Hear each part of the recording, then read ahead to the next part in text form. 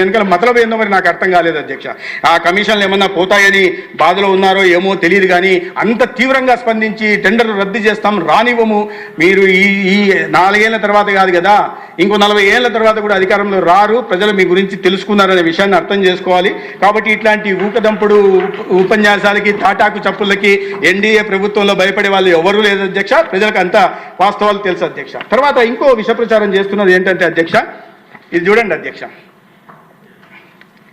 10 ఏళ్ళు సీఎం, ఒక్క వైద్య కళాశాల తేలేదు, అది చంద్రబాబు ఘనత. అధ్యక్ష, వీళ్ళు మరి ఏ లోకంలో ఉన్నారో ఏమో అసలు తెలుసా, లేదా వీళ్ళని ఎవరు గైడ్ చేస్తున్నారో ఏమో నాకు తెలియదు అధ్యక్ష. ఇక్కడ ఒక ప్రధాన విషయం చెప్పాలి అధ్యక్ష. చంద్రబాబు నాయుడు గారు 15 ఏళ్ళు సీఎం ఉన్నారు, ఒక్క వైద్య కళాశాల తేలేదు అని నిస్సిగ్గుగా ఈ పేపర్లో, అవినీతి పేపర్లో రాశారు అధ్యక్ష. వాస్తవాలు ఏంటంటే అధ్యక్ష, చంద్రబాబు నాయుడు గారంలో ఎన్డీఏ ప్రభుత్వం 2000-2004 ఉన్నప్పుడు 9 కళాశాలలు ఈ రాష్ట్రానికి వచ్చాయి అధ్యక్ష.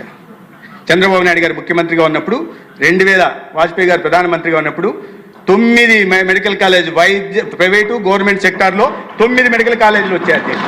మళ్ళీ 2014-19 మధ్య అధికారంలో ఉన్నప్పుడు మళ్ళీ 6 కళాశాలలు వచ్చాయి అధ్యక్ష. ఇప్పుడు 2024 మళ్ళీ వచ్చిన తర్వాత 2 కళాశాలలు వచ్చాయి. వెరసి మొత్తం 17 వైద్య కళాశాలలు, మెడికల్ కాలేజీలు ఆంధ్రప్రదేశ్కి వచ్చాయి అధ్యక్ష.